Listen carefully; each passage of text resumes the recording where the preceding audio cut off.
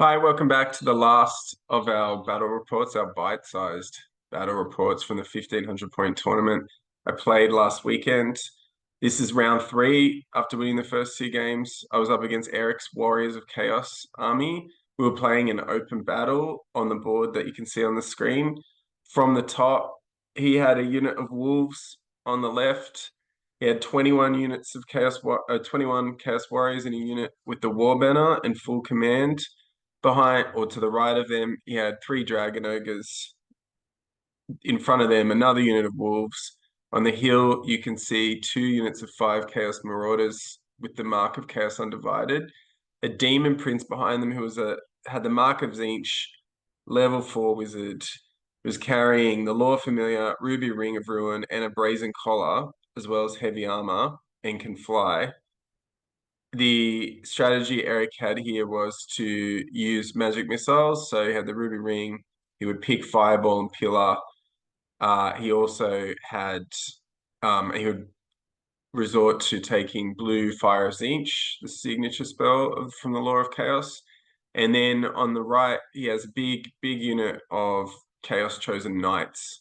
So that was 9 all up with the mark of Chaos Undivided as well and full command. For me, if you haven't been following along already, you can see on the bottom left, I have 10 Saurus Warriors and 3 Croxagore. They are deployed a little bit backwards. In front of the Croxagore are 10 Skinks. To the right of them at the 12-inch line or the maximum of the deployment is a Slann. There were 3 Jungle Swarms, which have moved forward from Vanguard.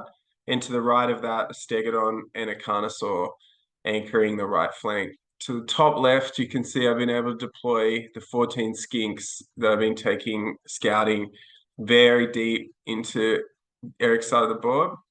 The basic gist was that I felt like I was probably a unit short in this matchup, and I really wanted the Chaos. Once I felt like I deployed pretty well. Once the Chaos Knights came down, I matched up the Carnosaur against them. The other things I wasn't really able to do much about, but that was the matchup I was hoping to get because I felt like that was my one chance to perhaps win that and then move or roll back to the center. So interestingly, well, I won't spoil anything. We'll go from there.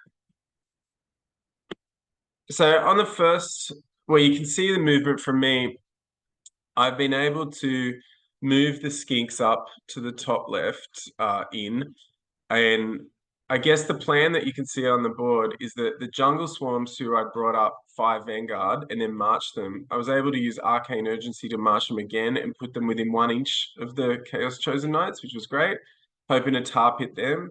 And that meant that I could move march the Carnosaur and Stegodon right up. I still was pretty careful to keep them what I thought was out of charge range of the Chaos Chosen Knights, but I decided that that's the way it was going to go. And if the Knights had trouble with those swarms, I would be able to start to move towards the center even more quickly and potentially even charge the Demon Prince. The Skinks in the middle went straight up ahead, and the Skinks to the left have moved forward and whittled down some of the wolves.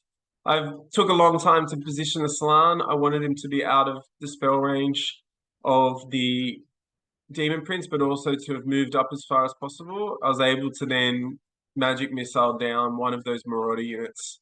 But as I found throughout this matchup, we've laughed a bit at Mike on this channel of being a fan of Chaos Undivided, but re-rolling panic tests was probably useful 2 or 3 times for Eric, and I came away really impressed by the mark in general.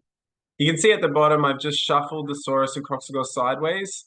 In hindsight, this may have been a mistake, and I probably should have taken my chances on the inner side of that tower, but I wanted to make things as hard. I wanted to give myself as best chance as possible to win on the right flank before I did anything else.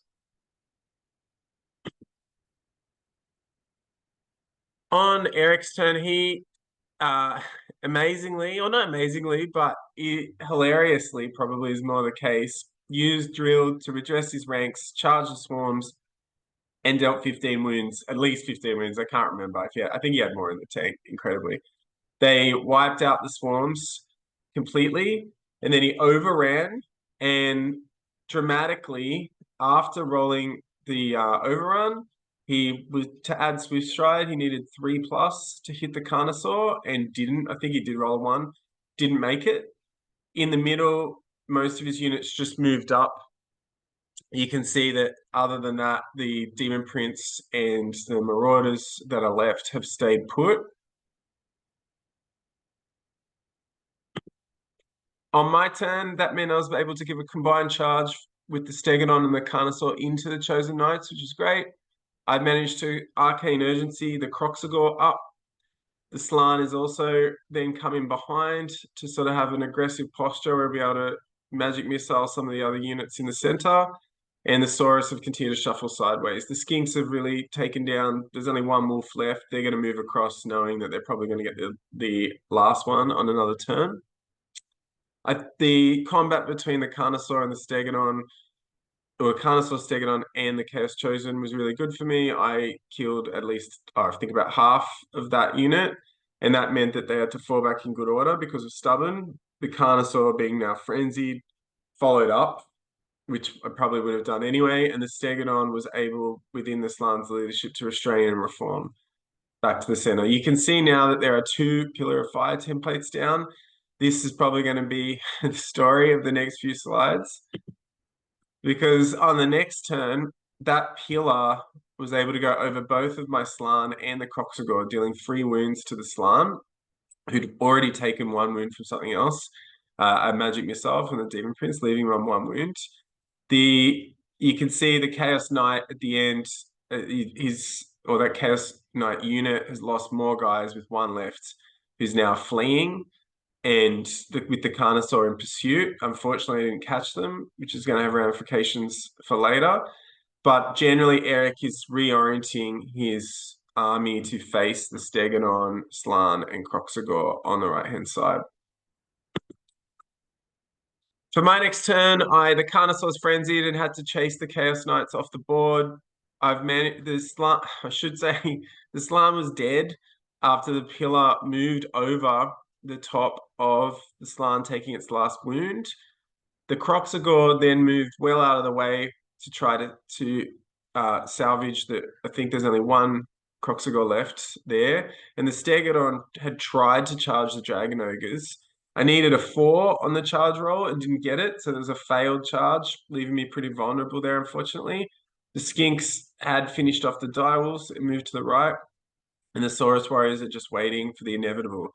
So pretty wild turn with that. I think that 6 there is the 6 that rolled across again, or maybe it was the remaining wounds that were left. But regardless, the Demon Prince was now going to be unfettered by a level 4 Dispel in his opposition, and the Carnosaur has gone off the board. So next turn, Eric brought his warriors up. He's continued to reorient his units to be able to face the Stegodon, who's really the only threat here. That Carnosaur at the back has just been left there. Technically, it's off the board. What happens here is there are a number of fireballs going into that Stegodon, or magic missiles, and he ends up taking 3 wounds. I think that you can see the little 3 underneath the Stegodon. I think it actually gets to 4 wounds by the end of this turn, given what I know happens next. And ultimately, at this stage, I know that Saurus unit at the bottom are going to go, but things are looking pretty grim across the board. For me, I guess the Carnosaur's come back out of shot. The Stegodon does get a charge this time, and maybe the extra wound was from crossing the pillar. I'm not sure, but you can see the 4 is down there. Rams into the Dragon Ogres, finishes off one that had a few wounds on it from, I think, Skink shooting or from a fireball earlier, but is then clubbed to death by the remaining Dragon Ogres, and that's all she wrote for the Stegodon, unfortunately. The single Croxagore was reoriented perhaps to try to have a crack at these Marauders, and the Saurus had YOLO charged into the Chaos Warriors, knowing that that was going to be inevitable. Pretty much got smashed in return, and the Warriors have pursued and caught them or run them down. The Skinks have just moved into a position to take some shots at the Demon Prince to no effect. So in what is probably the final turn, Eric just reorients here. He can get some more shots away, but really is only worried about there's only the Carnosaur, the Skinks to go, and the Croxagore. And I think the pillar might still be going at this point, but without the Slann around to dispel, those skinks I know eventually get shot to death by magic missiles, and the Croxagore I think gets done too either by the pillar or magic missiles. So what happens is I decide at this point, and I'll talk about this in the next slide, but I just kept my Carnosaur for the tournament points. I knew that I wasn't going to win one way or the other. And Eric had played pretty well, or outplayed me, I think, to end up 3-0 in the tournament. He lost on victory points, but was undefeated on the day. I think the final result for us might have been 1,204 to about 594, or something like that in the last round. So finally, I guess to wrap up the tournament, I've learnt that the strategy phase at the start of turn, you've got Pillars of Fire, Dispelling remains in play, bringing the Carnosaur back. A lot of that stuff I just could have been a bit tighter on, to tell you the truth. I guess you're wanting to get charges off, and in the old days, those charges were critical in the sense that that was what turns were all about. And then if you missed one, you couldn't go back, and it was a bit more cutthroat in that sense. And I think here I've just had to learn there's really not a lot going on in the strategy phase or the start of turn, but a lot of those things are critical. And when you forget them, the game state changes too much and you can't go back. So me, in this case, I think I might have missed a chance to dispel the Pillar of Fire on turn 2 with a level 4, and then it just completely reamed me. And the Carnosaur too, when I brought him back, I probably had a turn where I knew I didn't have much line of sight to that hill, but I could have, looking at it, I think I overestimated the Demon Prince's ability, and let alone Eric's willingness to put him into combat. So beyond that this matchup, I think I was probably right that I was a unit short, and but I did deploy well. I got lucky enough getting that charge on the Chaos Knights. I think I should have understood that I need to keep the slam back from the magic missiles. The Ethereal had been incredible to start the tournament, and I think I probably overestimated how many wounds you could take, even with the ward save, and I should have probably stayed out of dispel range, cast my own fireballs and ruby ring at some of the additional chaff, or even the Dragon Ogres and Warriors, and tried to weaken them to give the Croxagore and Saurus a chance. But I guess with things going so well on the right-hand side, I thought I would try to press my advantage. And yeah, a common theme is that even though I consider the Carnosaur essential, at least one of the first 2 units that every Lizardmen army should take, the inability to restrain and reform and the cost of frenzying at the end of the game does put it a tier below some of the other ridden monsters running around that are able to pivot and throw their weight into multiple combats, or even a combat every turn after probably turn 2 or 3. Beyond that, I thought this is an interesting dilemma with the Warriors of Chaos book coming out. I think Eric's army is great. Really good. It's an army I'd recommend to beginners for sure. Not to say Eric was anything like that, but I do think that it's a really fun list and very straightforward in the sense that you have the magic missile user at the back, and you've got 2 of the great special units in the games, the Chaos Chosen Knights and Dragon Ogres. It might be interesting looking back in this game to think that my opinion was weighted by that, but I firmly come down on the side of Dragon Ogres, and I'm interested to see what you think. If you think that Chaos Chosen, they're a big investment, I'm sure in other games they were devastating for Eric, and in this case, could have even been more so if they'd rolled 1 more on the dice, or 2 more on the Swift Stride. But in general, if you can let us know what you think, I think this is one of the dilemmas for tournament Warriors players, is where to go with your special and rare points.